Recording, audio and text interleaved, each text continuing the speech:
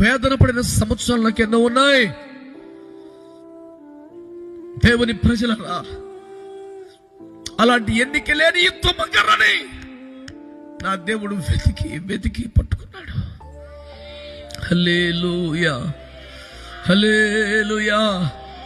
అదైతే పెద్ద చెట్టు కాబట్టి, అవైతే పెద్ద చెక్కలు కాబట్టి మందసం అయిపోయినాయి, బల్ల అయిపోయినాయి, తోపవేదిక అయిపోయింది, నా బతుకెట్టు అయిపోయింది.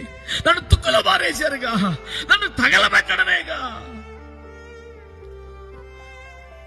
నాకు పిలుపు ఉంటేనా, నాకు అభిషేకం ఉంటేనా, నాకు వాక్శక్తి ఉంటేనా, నాకు కృపావరాలు ఉంటేనా, నన్ను కూడా దేవుడు అట్లా వాడుకుంటేనా, నాకు కూడా ఒక బలమైన మినిస్ట్రీ ఉంటేనా ఎంత బాగుండేది. నేను కూడా ఆయా చోట్ల దేవుని మహిమపరిచేవాడిని కదా